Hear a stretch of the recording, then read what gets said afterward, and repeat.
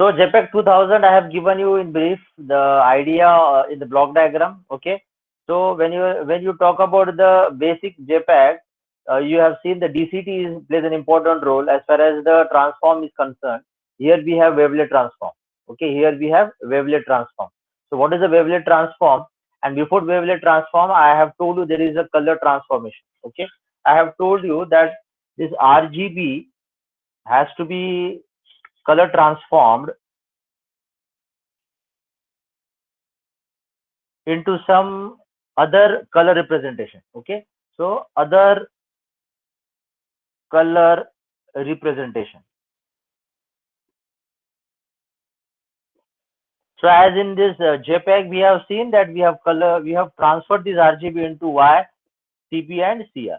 Okay, so in this particular JPEG, we have to go with some other color representation.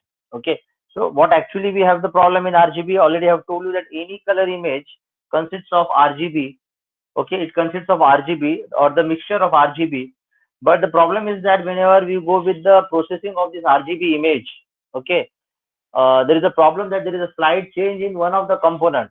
There is a slight change in one of the component, color component. We have three components here. So every component will be represented by 8 pixel values. So this 8 pixel values, this also 8 pixel values, this also 8 pixel values. So 8 3 are 24. So 24 pixel values we have. Okay. So whenever you are mixing this particular RGB, during this mixing of the colors, if any color component gets, or if you do not have the proper color component, or there is a change in the proper color component, it can be R, it can be G, or it can be B, then we have the problem that is called as color artifact. We have a problem that is called as color artifact. Okay, so when you talk about the color artifact, you should know that whenever there is a problem in the change in the one of the component, okay, so when one of the component value gets changed, there is a change, there is a minor change in the color component, that will have the distorted image, and that distorted image, because of the change in the color component, is called as a color artifact. That is called as a color artifact. So to overcome this problem, it's better we convert into some other color representation, and then we apply this particular block to the wavelet transform. So RGB converted into YCB. So mostly 99% what happens whenever you go with the image processing, whatever processing you require into the image, okay, the first important thing is you convert that image, color image, into grayscale image. So you also have grayscale image. So grayscale image is something about, we have black and white image. Okay, not exactly black and white, but this is a grayscale image. And grayscale image is the best image where you can do the image processing. Okay, grayscale image is the best image where you can go with the image processing. Okay, so the important thing is convert RGB into other color representation. Okay, because to avoid the color artifact, so that the RGB is converted to some other representation, and then you apply the wavelet transform. Okay, so two important blocks: color transform, the color space transform. So color space transform given to the wavelet transform, and wavelet transform is given to the quantization, or it is called as a quantizer, and from quantizer give to the entropy encoder. After entropy encoding, you will have the compressed image. Okay, so I'm not going to go to the details of quantization, already I've explained you. We are just going to see the important block, that is wavelet transform. We will see the wavelet transform. So what is happening in the wavelet transform, that is the main important issue, or that is main discussion part. Okay, as far as JPEG 2000 is concerned. Now wavelet is what? Wavelet transform. Okay, wavelet transform. So whenever the data is, we want the data should be more compressed. Okay, now if I talk about the JPEG, or if I talk about the JPEG LS, okay, so with the comparison with this, JPEG 2000 is more compressed. Why so? Because it is using wavelet transformation. Okay, so how much it is more compressed? 25 to 35% the smaller file size we can have. Okay, we can have the compressed file size 25 to 35% as compared with the JPEG and LS. That much size we can compress, and without compromising the quality of the image. So whenever I talk about this 25 to 35%, if that is also achieved by wavelet transform, and without compromising the quality, then yes, wavelet transform is the best compression technique in JPEG 2000. So that was the main intention of using this JPEG 2000 standard, so that we should not compromise with the quality of the image. The quality of the image as compared with JPEG LS and JPEG, the quality also remains the same, but we can compress more. How much? 25 to 35%. Okay, so that's why wavelet transform is important. So wavelet transform, what it is actually doing, so wavelet transform separates the file into further sub bands. For example, what does it mean? It separates the file into different sub bands. Now, if this is my image, in the while I was explaining you the JPEG, basic JPEG using the DCT, I have told you I have to convert this into 8 by 8 blocks. Okay, 8 by 8 blocks. Then every block will be processed and compressed. Okay. Now here, what is actually we are happening? We are separating this particular image into different sub bands. So what are the sub bands? This is my image. You convert this image into further sub bands, and further it has to be subdivided into other sub bands. So what are these bands? So these bands are, this is my image converted into lower frequency and higher frequency. It is called lower frequency and higher frequency. Okay. Then again convert this into 4 bands, where you will have LL, LH, then you have HL and HH. Okay. So this is low, low, low, high, high, low, and high, high. Okay. No, we are not going into detail of this understanding, but here we should understand that this particular image is separated into sub bands, where in terms of frequencies, high low frequency, this is low low frequency, low high frequency, high low frequency, and high high frequency. So that combination we are achieving in this particular image. Okay, that combination we are achieving in this particular image. Okay, so whenever you are using the wavelet, okay, wavelet, the name wavelet means nothing, it's a frequency dividing into the different wavelets. Okay, the different frequencies. So we have different frequency bands. Okay, we have different frequency bands. So these are divided into 4 bands.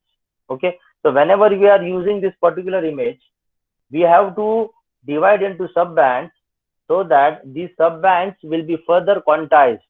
Okay, so here also in JPEG 2000 we are using the quantization. Already I have told you in JPEG LS also, quantization is agar use hota bhi hai, but it is very restricted in manner.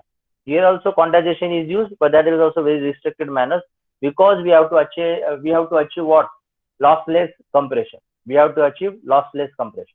Okay, so if you see the books, okay, that is David Solomon or the other book regarding the data compression. Okay, they have just given you that these are the sub bands in which your images are subdivided by using the wavelet transform, and ultimately you have to achieve this 4 bands. Okay, you have to achieve this 4 bands.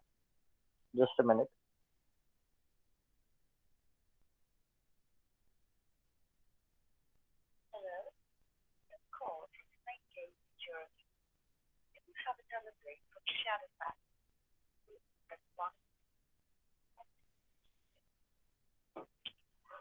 Okay, so this is only the transformation under the wavelet. Okay, this is the only transformation only in the wavelet. So whenever you are talking about the JPEG 2000 in comparison with the JPEG LS or the basic JPEG, we have some advantages. Already the advantages I have explained you, that 25 to 30% the size is getting reduced without compromising the image. The second one is that we are the quality of the image. See, if you are reducing the image, that means the better quality at low bit rate. Okay, we are getting the same better quality of the image at low bit rate. Okay, because bit rate, because if the size is more reduced, to transmit this particular compressed image, you require lesser number of bits. You require lesser number of bits. Okay, so that's why it is said as good quality of image transmission with lower bit rate. Okay, that is the second one. The third one is important, that is region of interest.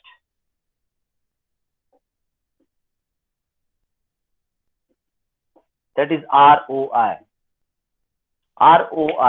Okay, now this region of interest, this is also important, because if I am having this particular image and I have to concentrate on this particular area, this is called as ROI. This is called as region of interest. I am interested in this particular region only. Okay, so instead of processing on all the images, this particular image or region can be further processed to gather the information. So if I am interested to look at the minute details present at this particular region, that's why it is called as a region of interest. Then by using this JPEG 2000, I can achieve this. Okay, because further processing we can do. We can achieve further processing. Okay, so no need to do processing on the other images. Only this much image will be processed to understand the minute details in this particular region of interest. Okay, that is the next one. Then we have the other advantage, that it is more suitable for web graphics. Okay, so whenever you talk about the web graphics, mostly web graphics, okay, previously they were using the JPEG, now they have gone with the JPEG 2000. Okay, so web graphics, when you have to design some web graphics, you know that you have many of the images in the website. So to utilize the minimum space and with the same quality, they go with the JPEG 2000. So this is also one of main advantage of that. And the last advantage is that if you see the complexity under the JPEG 2000, this is less complex as compared with the JPEG LS. It is less complex compared with the JPEG LS, because if you see JPEG LS, we are more seeing the coefficients, the frequency coefficients. Okay, so every pixel values will have the coefficient values, and further we are using the quantization to approximate the values. Here also we have to approximate the values when you are using the quantization block. Okay, but as compared with the JPEG LS, this is less complex. Okay, so in terms of complexity, this is also less complex compared with the JPEG LS. Okay, so these are the few advantages we have in the JPEG 2000. Okay, JPEG 2000. Now the last thing is remaining, that is DPCM. This thing also we will complete. This is also one of the important things. Okay, actually DPCM is the part of digital communication. Digital communication. Okay, this is a differential pulse code modulation. Okay, differential pulse code modulation. Okay, so this is one of the member in the differential encoding. So here सबसे important बात है this word differential. This is the most important word when you talk about the encoding. Okay, so because of this differential, this particular DPCM technique falls into the group of differential encoding. And we have to focus on the word differential. Okay, now what actually is happening in the differential? Okay, so when I'm talking about this image, okay, when you talk about this image, so if I am talking about this particular pixel value, and if you correlate these pixel values with the surrounding or neighbor pixel values, okay, this is my pixel value, if I'm talking about this pixel, and if you see this pixel with in accordance with the neighboring pixels, then you will see not much of the difference. You will see not much of the difference. Okay, so what does it mean? That if, for example, if this is a again this is a peak of a seashore. Okay, if this is a peak of a seashore, you have the sea here and you have the sky, open sky without clouds, then you can see all the pixel values, maximum pixel values will have the same number. The pixel values will have the same number. So can I say, if I'm talking about this particular pixel, the neighboring pixels will also have the same value as that of this pixel. So instead of encoding every pixel, it's better you subtract the previous pixel with the present pixel and you encode the difference. Why so? That thing we'll see later on. That thing we'll see afterwards in this. But why it is so required that instead of coding the individual pixels, why do we require to encode the difference between the near pixel values? Why so? Because whenever I'm saying that maximum pixel will have, the neighbor pixel values will have the same values, then instead of encoding the pixel values, the difference becomes zero. So, or near to zero. Okay. So I will give an example for this. So this differential pulse code modulation is using the same technique, in which instead of encoding or compressing the individual pixel values, it's better to encode and compress the difference between the neighbor pixels. पास के जो pixels है उनका difference लो और उसको encode करो, उसका difference लो उनको encode करो. Okay, so that is how it works. So I will give an example. This example is taken from again the David Solomon book. Okay, if I'm talking about this sine wave, okay, your sine wave actually oscillates between +1 and -1. Also, if I talk about the in terms of angle, it varies from 0 to 2 pi. Okay, so here you have pi. Okay, and here you have pi by 2. Okay, again, if I want to cut short, you can cut short. Okay, so if I am dividing this particular sinusoidal waveform into different sections, at every sections I will get some values. Okay, at every value, at every point I will be getting some value. Okay, so if I'm taking this example, and if I'm writing down sine of t and the difference, so sine of t, my sine of t will start from 0 degree, then comes 20 degree, then comes, sorry, I will write it down above, 0 degree, 20 degree, then 30 degree, then 40 degree, then 50 degree, and so forth, last 360 degree. Okay, so please see that I am writing down in degrees instead of taking the pi values for your better understanding. And at what interval I'm taking? At 10 degrees, at 10 degrees interval. Okay, so if I'm taking sine of 0 degree, that means it is 0. Okay, if I'm taking sine of 20 degree, okay, so it comes about 0.259. Then at 30 degree it comes to be 0.5. Then for 40 degree it comes to be 0.707. Then at 50 degree it comes to be 0.866.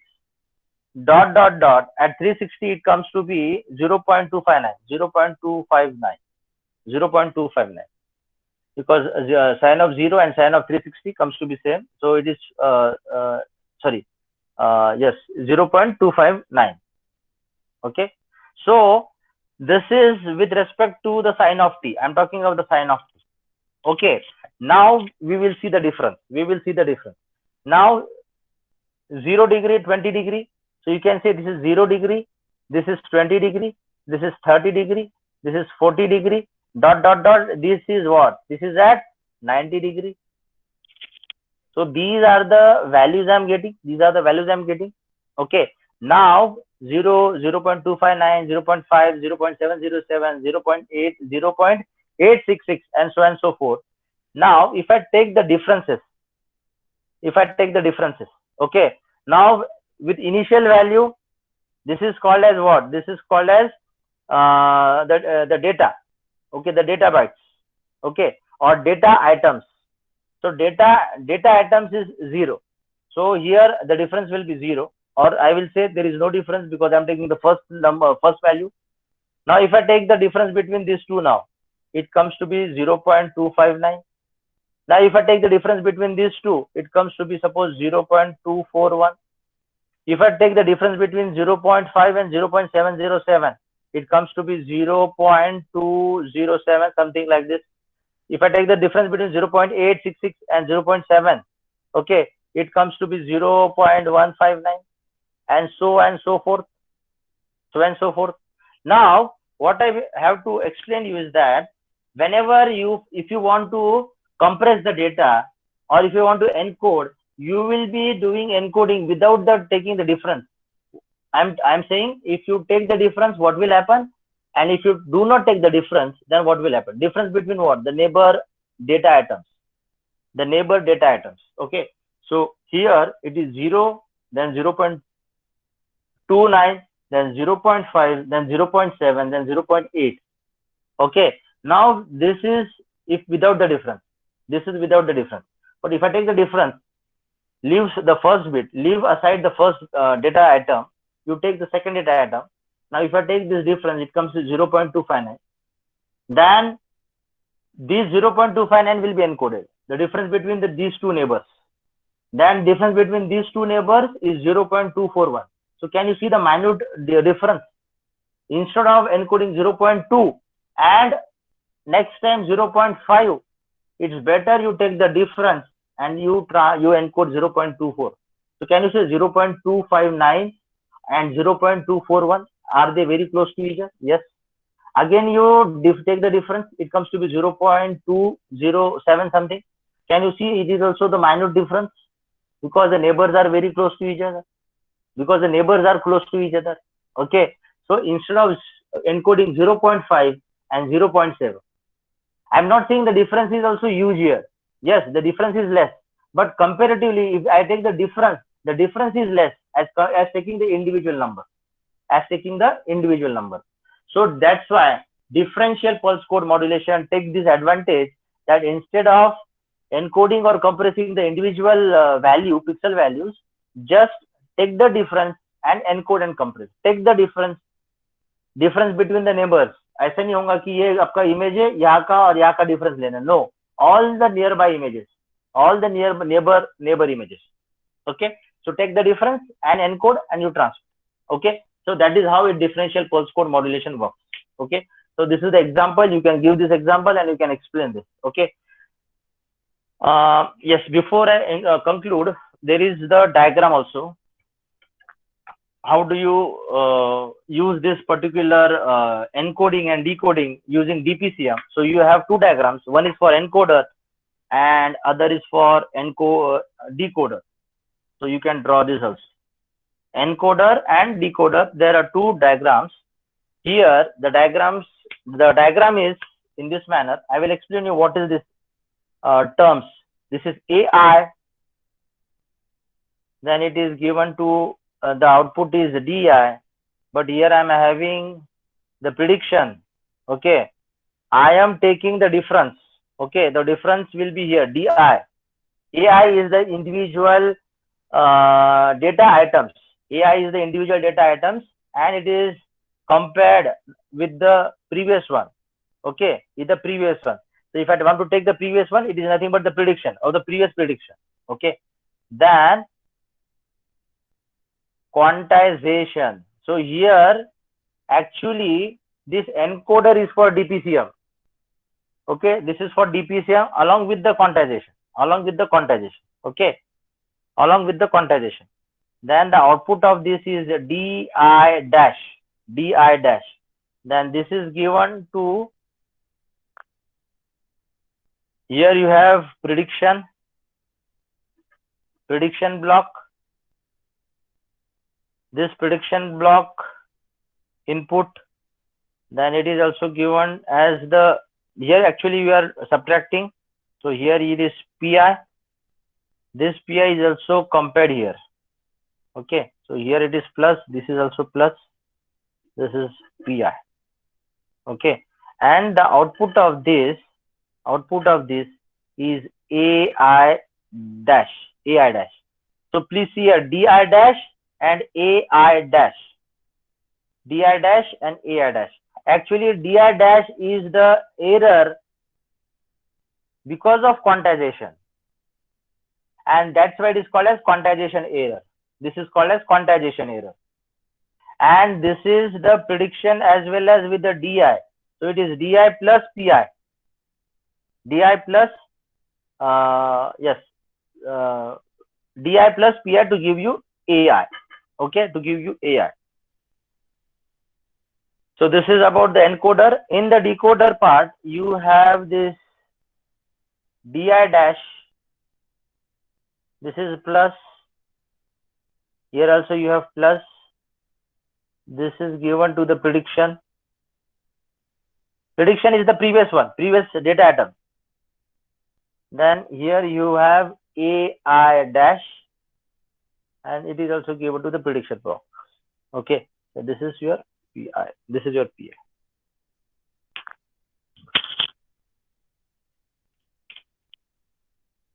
Okay, this is your pi. So these two diagrams are important. If the question is asked, you draw this and write down few sentences on this. I will give in the writing.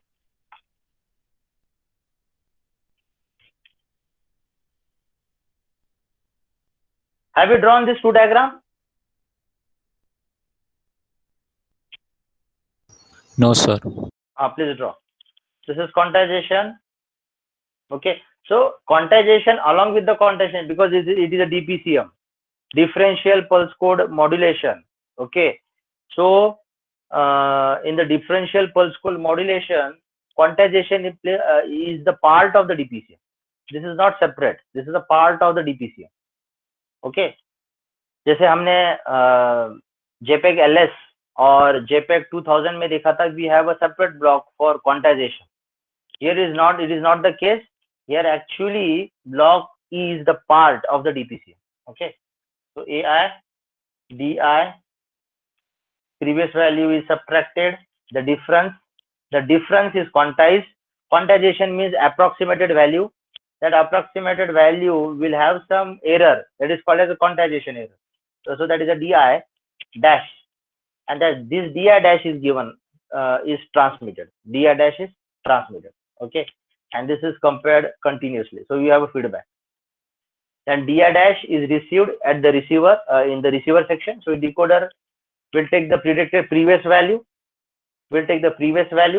and then it is compared to get the actual AI dash. To get the actual AI dash. So can you see a DI dash plus PI dash, PI? So can you see a DI dash plus PI to give you AI dash? So AI dash. Okay. So this block and this block are the same. This block and this block are the same. वो same होंगे तभी तो हमको actual जो मैं transmit कर रहा हूँ वही तो रिसीव करूंगा. Okay, so they have to be the same. तो मैं जो प्रिडिक्शन में यूज कर रहा हूँ, the same information should be also available at the receiver, कि प्रिडिक्शन में यहाँ पे भी मैं वही यूज कर रहा हूँ. अगर दोनों प्रिडिक्शन में गलत होगा, you will not get AI dash. This AI dash and this AI dash will be different. So no faithful reconstruction of the image. No faithful reconstruction of the image. The image will be distorted. It will be distorted. Okay. So the knowledge is always shared between the transmitter and the receiver. The prediction block I am talking about. Yes, write down. Neighboring pixels in an image. Write down fast. Neighboring pixels in an image are correlated. Neighboring pixels in an image are correlated. Full stop. These correlated values are generally similar. These correlated values are generally similar. These correlated values are generally similar, and hence their difference are very small, and hence their differences are very small, resulting in compression. Resulting in compression.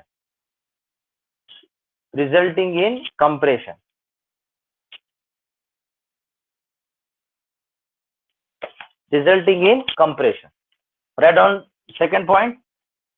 Write down in the point wise, point by point, so you will be understanding this in a given sequence, in a proper sequence. The next point is calculate difference. See what I am writing down. Calculate difference. Di is equals to Ai minus Ai minus 1. Ai minus 1 means the previous data item. This is the current data item. Write down current data item. This is just previous data item. Just previous data item. That is nothing but neighbor. This is nothing but neighbor. Okay. So calculate difference. Di is equals to Ai minus 1 between consecutive data items Ai. Between consecutive data items Ai. Between consecutive data items Ai and encode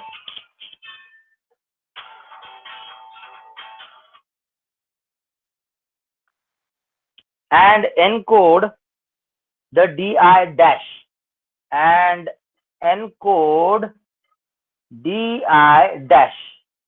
di dash को underline करो या इसको box में रखो. This is important. I am not encoding di. This is properly understood if you refer to the block diagram of encoder. Actually, in the block diagram of encoder, you will see that I am just taking the difference. of the neighbors, and that neighbor, after taking the difference, then it is given to the quantization. Then output of the quantization is your di dash, and this di dash is actually encoded. ये encoding होने के बाद ही हम उसको transmit कर रहे हैं. Don't you think so? Encoding di dash का हो रहा है. एनकोडिंग बोले तो वंस एंड जीरोज में, ये वंस एंड जीरोज में आ गया, so I am transmitting it. So always remember, difference is taken and the quantization output, that is di dash, will be encoded. Write down the further. The difference between di and di dash. The difference between di and di dash is the quantization error. Given by, this is also important. Okay, di or di dash में जो difference है, that is the quantization error, and it is given by qi dash, and it is given as qi dash. qi लिखो या only write down qi. It is given by qi.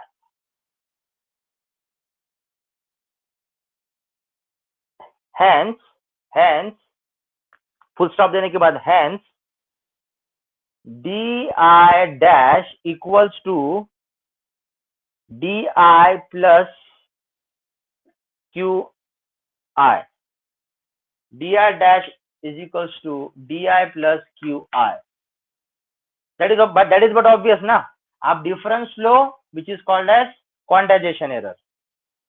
आप दोनों का difference low, which is called as quantization error. या फिर di dash is nothing but di plus qi. So that is all about now DPCM. There is all about the DPCM. So when the question is asked, you can elaborate on this point. Okay. So you please refer that book. Okay. For further reading of this particular article on DPCM. Okay. So here we'll stop and we'll just revise. See, in the revision, I won't be writing down on the board now. I will just revise what we have studied. So for that, I want you to I will be sharing my screen. I will be just showing you the syllabus. You just see the syllabus, and I want you to open the class note book. Okay, and we will just go. We will have a round. We will just have a look what we have studied. Okay, what we have studied. Okay, it's a general. It's a quick revision. Okay, so I will just share my screen to show you the syllabus. You should have the notebook in front of you, and we will just go through what we have done till or what we have studied in that particular syllabus. Okay, this is how it should be. Let me